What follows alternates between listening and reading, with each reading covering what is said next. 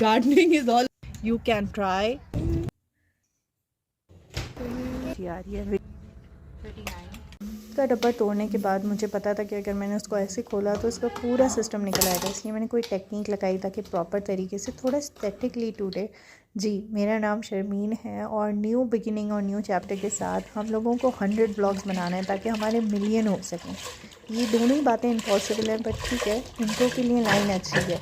दूध को अपना सारा डब्बा खोल लिया। आज के मेन्यू में हमें बनानी है खीर, और मुझे बहुत क्विक बनानी है क्योंकि ऑलरेडी 10:30 बज चुके हैं और 12 बजे 12:30 तक अज़ान का टाइम हो जाएगा। तो मैंने ये पैकेट खोला है, मैंने बहुत ही अच्छी प्रमोशन में लिया था। इसके अंदर पाउडर मिल्क भी डालना था, वो भी नहीं था, तो बादाम की गिर्री डाल ली। आमिर को कहा कि जाके हरा धनिया पुदीना ले आए। अब मैं चेक कर रही हूँ कि वो सही वाला ही लेकर आए कि नहीं। वैसे वो सही लेकर आते हैं चीज़ें, लेकिन चलो चेक कर लेते हैं। चलो, ये तो बड़ा अच्छा सा मिंट है ये, और साथ में वी हैव कोरिएंडर, तो वो भी लाए होंगे क्योंकि बिरयानी इसके बगैर नहीं बन सकती ना। तो मिंट और हरा धनिया पुदीना जो है ये अच्छा लगता है। साथ में दही भी आई थी, वो मैंने फ़ौरन से ले ली, वरना मैं उसको भी अनबॉक्सिंग कर लेती। अलबत्ता उसकी शॉपर यहीं पे पड़े हुए थे, इनको मैंने तय करके नहीं ऐसे ही ड्रॉर में ठूस दिया क्योंकि इस वक्त एस्थेटिक से ज़्यादा काम इम्पॉर्टेंट है। और किचन पूरा मेस भी हुआ हुआ है और साथ में मैं कुकिंग भी कर रही थी। अब आप बोलेंगे कि इतना एस्थेटिकली प्लीजिंग किचन क्यों नहीं लग रहा है, क्योंकि अभी मैंने 6 लोगों का नाश्ता बनाया और सबके लिए अलग अलग फरमाइशी प्रोग्राम चल रहा था। तो सारी ट्रेज़ और प्लेट्स मेरे सर पर आकर पड़ी हुई हैं। यहाँ मैंने खीर के अंदर पैकेट डाल दिया, एंड आई रियली विश आप लोग स्मेल कर पाते। इसको थोड़ी देर डालने के बाद इतनी कोई अच्छी स्मेल आ रही थी कि बस एपेटाइजिंग हो गया था बहुत ही ज़्यादा, कि वही भूख ही लग रही है। यहाँ पे मैंने फ़ौरन से बोला कि चलो चिकन को मैरिनेट कर देते हैं, क्योंकि जब तक खीर बन जाएगी उसके बाद मैंने इसका काम भी शुरू करना है। मैंने सिंपल खोला अपना पैकेट और इसके अंदर डाल दिया। साथ में मैंने 6 बर्तन भी धो रही थी क्योंकि पूरे जो है इतने सारा लॉट बर्तनों का मेरे साथ जमा होता जाता है। तो मैं कुकिंग भी कर रही थी, फिर आमिर ने आवाज़ दी कि भाई बाहर आओ, दिखाता हूँ मैं क्या कर रहा हूँ। ओके, तो ये बच्चों बाबा के साथ आज गार्डनिंग कर रहे थे। तो आज गार्डनिंग को पहले पापा ने कहा कि क्लीनिंग करते हैं, फिर जाके प्लांट लाएंगे और फिर जाके नेट लेकर आएंगे ताकि चिक्स के लिए घर बना सकें। तो उससे पहले भाई क्लीनिंग बहुत ज़्यादा ज़रूरी है। तो बच्चे भी हैप्पी हो गए और गार्डनिंग इज ऑल अबाउट बाबा से अपने काम करते वक्त। आते वक्त मैंने देखिए हम लोगों ने मेथी का लगाई थी और ये मेरी बेटी की मेथी निकल आई है। उसके बाद मैंने बोला अरे मेरी खीर है, मैं तो जा रही हूँ भाई, बाय बाय। मैं फ़ौरन से अपनी खीर को आई और अपने पे से कैमरा हटा के मैंने खीर का शॉट लिया, क्योंकि भाई खीर तो ऑलमोस्ट थिक होना शुरू हो गई थी ना। 10-15 मिनट हो गए थे। फिर मैंने यहाँ पे जो बिरयानी के लिए मसाला बना रही थी और उसी लिए मैरिनेट कर रही थी। कुछ काम मैंने इसमें से पहले ही किए हुए थे, जैसे कि मैंने प्याज ब्राउन करके रखी हुई थी और ये सारी चीज़ें वो रात को कर ली थी, क्योंकि रात को मुझे एक आलू और चिकन का सालन बनाना था। बट वो अपेरेंटली हमने नहीं बनाया, हम लोग बाहर गए हुए थे, बाहर ही से खा कर आ गए। तो फिर हमने हर चीज़ फ्रिज में रख दी और आज सालन नहीं बनना था, आज बिरयानी बननी थी। तो बस इसको जल्दी जल्दी फेंका और आधा दही का कटोरा इसके अंदर मैंने फूरा डाल दिया है। ½ kg वाला जो होता है ना, इसकी प्राइस मुझे थोड़ी सी मुनासिब लगती है, लेकिन अदरवाइज़ तो बस यहाँ पे खीर ने मुझे कहा कि भैया हमें निकाल लो वरना हम सारी चिपक जाएंगे। तो मैंने ये निकाली है, बड़ी पतली सी लग रही है लेकिन काफ़ी थिक थी ये। और बाद में मैंने जो है इसको अच्छे से सेट करने रख दिया था। तो ये अभी गर्म है बोलकर, अदरवाइज़ बहुत थिक हो गई थी, आपने क्लिप में तो देखा ही है। इसको मैं उठा के चल दी कि भाई इसको जाके ना दूसरे कमरे में रख कर आती हूँ। कैमरा भी साथ में ऑन था तो मैंने वो उठा लिया ताकि आप लोग देख सकें कि मेरा अच्छा खासा लाउंज जो है ना वॉक हो जाती है इसमें। तो 10-20 स्टेप्स तो हो ही जाते हैं आने जाने में। टेबल पे मैंने इसको रखा और फिर मैंने सोचा कि मैं ना इसको बादाम से डेकोरेट कर देती हूँ व्लॉग के अंदर। बट फिर याद आया यहाँ गार्निशिंग नहीं है, तो मैंने ऐसे ही दिखाया और इसको ठंडा करने के लिए यहाँ पे रख दिया। कमरा काफ़ी ठंडा था। फिर मैं वापस आ गई अपनी चिकन मैरिनेशन को और इसको जल्दी जल्दी कंप्लीट किया। इसमें से बर्तन धोने से पहले मैंने ये क्लिप कर लिए थे, पता नहीं ये रिकॉर्ड होकर अब बाद में सेव हुई तो इसलिए आपको लग रहा है। इसको मैंने मैरिनेट ऑलमोस्ट 15 मिनट्स किया था। यहाँ पे मैंने लहसुन अदरक को पीसना शुरू किया और ये मेरा ऑन द गो चॉपर है जिसको मैं हर वक्त यूज़ करती हूँ और हर वक्त इसकी एक और रिप्लेसमेंट है, वो भी मैं यूज़ नहीं करती, बस यही यूज़ करती रहती हूँ। इसका कलर भी ऐसा येलो सा हो गया, but it's so good, like my kitchen dusty. तो हर चीज़ प्याज टमाटर का पेस्ट भी बनाना हो कुछ भी तो मैं इसी को ग्राइंडर के तौर पे यूज़ करती हूँ। वो धागा वागा वाला मैं नहीं लेती, मुझे पसंद भी नहीं है। और मुझे लगता है कि भाई जब बिजली आ रही है तो क्या ज़रूरत है इतने हाथ से खींच खींच के उसको तोड़ने की। नहीं तो दिखा नहीं सकते, बट फिर भी हमने आहिस्ता आहिस्ता इसको शुरू कर दिया और मैंने टमाटर को काटना शुरू कर दिया क्योंकि वो जो है ना मैरिनेट हो रही थी। ओके, सो मैंने पानी पी लिया। उसके बाद जो है ना मैंने टमाटर्स को आहिस्ता आहिस्ता काटना शुरू किया। किसी भी शेप में काटें, आपने पता है जब बिरयानी में इतनी देर तक कटेंगे ना वो अंदर जाके तो पूरे हो जाएंगे। किचन आपको दिख रहा होगा अभी भी खीर का मैस हर जगह पड़ा हुआ है, हरा धनिया। भाई बिरयानी बनाना आसान काम नहीं होता है, सारी मेहनत लगती है, लेकिन उसके बाद एक प्लेट में बिरयानी निकल जाती है।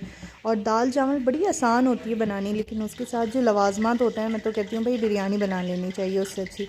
फिर मैंने बोला भाई मैं अपने ऊपर कैमरा क्यों रखती हूँ, आपको दिखाती हूँ कि पॉट में इस वक्त कंडीशन क्या है।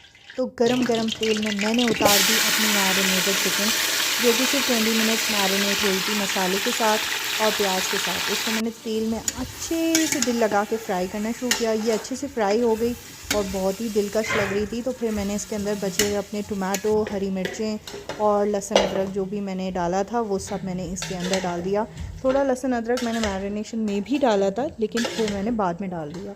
इसको मैंने अच्छे से कुक करना शुरू किया और उसके बाद मुझे याद आया अरे फ्रिज खोला तो आलू भी है। मैंने आलू को क्या करना है, बकवास और बर्बाद हो जाएंगे ये इनको, इसलिए मैंने खाने में भी डाल दिया। तो आलू को भी मैंने इसके अंदर डाल दिया। तो भाई चिकन आलू की बिरयानी होगी इसलिए क्योंकि वैसे तो इन लोगों को आलू पसंद नहीं है, लेकिन कितना खूबसूरत सालन लग रहा था, इतनी अच्छी बिरयानी की खुशबू आ रही थी। इनफैक्ट पूरे गार्डन में जब ये लोग काम कर रहे थे ना तो उनको खुशबू आ रही थी। हर लोग मुझसे जो घर वाला हर बंदा आ के मेरे ब्लॉग में फिर दम होगा बस। फिर क्या स्टेप होगा बिरयानी का, बस ये मुझसे आके पूछते हैं कि कौन सा स्टेप कब होगा। तो मैं इनको बता रही थी कि ये वाला स्टेप रह गया है। कोई अब कभी हस्बैंड आके, और ये एक मोमेंट मैंने अपने आप को लिया कि भाई मैं इतनी अच्छी लग रही हूँ तो इस लाइटिंग में ही लेंगे। नमक मैंने इतने डाला कि कोई अगर आपको ब्लड प्रेशर है ना तो आप ये वीडियो यहीं पे स्टॉप कर दीजिए, नमक देख के आपकी तबीयत ख़राब हो जाएगी। एक्चुअली जितने कप राइस होते हैं उसी हिसाब से नमक डालती हूँ, उतने ही स्पून्स होता है, क्योंकि ये सारा पानी ड्रेन हो जाता है बाद में। तो आपको पता होगा कि वो पानी कैसे उबालते हैं बिरयानी वाला चावल का। फिर मुझे रियलाइज़ हुआ कि मैंने तो कोई नाश्ता ही नहीं किया है। 6 लोगों को नाश्ता और बिरयानी के बाद सब लोग नमाज़ के लिए तैयार हो रहे हैं, नहा रहे हैं। तो मैंने 4-5 बादाम और एक बॉटल अपनी पानी की पी और उसके बाद लेमन काटे, क्योंकि अब सालन रेडी हो चुका था तो अब दम का टाइम था। चावल ऑलरेडी चल रहे हैं, मैंने उसके लिए केटल में पानी गर्म करना शुरू किया है, क्योंकि इससे क्या होता है ना कि आपका टाइम बड़ा जल्दी जल्दी सेव हो जाता है। तो गैस में बड़ा टाइम लगता है और ये सारे बर्तन साथ साथ निकल रहे थे। तो मैंने बोला इनको भी धो के जो है ना समेट के रख दूँ, ताकि जो है ना मेरा काम बहुत ज़्यादा बढ़ ना जाए। जब बिरयानी दम पर हो तो किचन ऑलरेडी ऑर्गेनाइज। अब ये है एपिक शॉर्ट फेल, जिसमें मुझे लगा कि चावल अच्छे खासे हो गए होंगे। मैंने इसके अंदर इलायची, हरा धनिया और पुदीना डाला था, इससे स्मेल तो बहुत अच्छी आने लगती है। आप नमक और ये 4 चीज़ें डाल सकते हैं, और कुछ ना हो तो सिर्फ इलायची ही डाल सकते हैं। और दालचीनी की स्टिक डालती हूँ। ये सारी चीज़ें डालने के बाद जब चावल उबलते हैं ना तो बिरयानी का एसेंस ही बड़ा डिफरेंट होता है। इसको मैं स्टीम कर लेती हूँ कम्प्लीटली, कोई मुझे राइस का पानी नहीं चाहिए होता है, तो मैं इसको सिंक में ही रख के स्टीम कर लेती हूँ। और यहाँ पर जो है मैंने चटनी की जो सारी चीज़ें वीडियो में आपको हर जगह दिख रही होंगी वो तोड़ते अच्छी खासी जमा हो गई। तो ब्लेंडर अच्छे से हो गया। ये देखिए बिरयानी का अच्छा सा सालन रेडी हो गया था। इसके बाद मैंने बोला भाई फिर मेरे ऊपर कैमरा है, भाई मैं ऐसा करती हूँ उसको उठा के दिखाती हूँ कि किस तरीके से मैं इसकी तहें लगा रही हूँ। और बस इन लोगों ने भी पीछे से मुझे आवाज़ दी कि हम लोग नमाज़ के लिए नहा कर नमाज़ जा रहे हैं। जाना और जा नमाज़ कहाँ है, ये कहाँ है, सारी आवाज़ें कंटिन्यूसली आई थी। अब पता नहीं ब्लॉग, हाँ मम्मा यहीं पर है, काम करिए बेटा, रिकॉर्डिंग करिए। तो फिर इसके ऊपर लेमन डाला और उसके ऊपर पुदीना डाला और इसको रेडी किया। मैं एक ही हाथ से कैमरा भी पकड़ी हुई थी और तहें क्या पतीला भी हाथ से पकड़ा हुआ था, वो स्लिप हो रहा था। तो इसीलिए बड़ा स्लो ये प्रोसेस हमारा कंप्लीट हुआ। आमिर ने कहा कि मैं नमाज़ के लिए जा रहा हूँ। नमाज़ के लिए क्या जा रहे हैं, एकदम घर के बिल्कुल सामने मस्जिद है, मतलब 10-20 स्टेप्स पर ही मस्जिद है। सारी आवाज़ आ रही थी तो ये लोग बहुत लेट निकले। आमिर निकल गए थे। बिरयानी को मैंने दम पर हल्की आंच पे अभी सेट किया था, तो मैंने आके जल्दी से यहाँ पे शावर लेकर जुम्मे के लिए रेडी हो गई और तेज़ से अपने कपड़े पहने। फिर आमिर आके पूछते हैं कि दिखाती हूँ ना, ये वेरी नाइस, माशाल्लाह, दैट्स गुड। चलो अच्छा, इनको बिरयानी अच्छी लगी और दम पर भी अच्छी लग रही थी। मैंने थोड़ा सा रेड कलर था मेरे पास, वो मैंने डाल दिया। उसके बाद मैंने जुम्मे की नमाज़ पढ़ी। मैंने कहा आप लोग रायता बनाइए, जब तक जो है ना मैं जुम्मे की नमाज़ पढ़ लेती हूँ।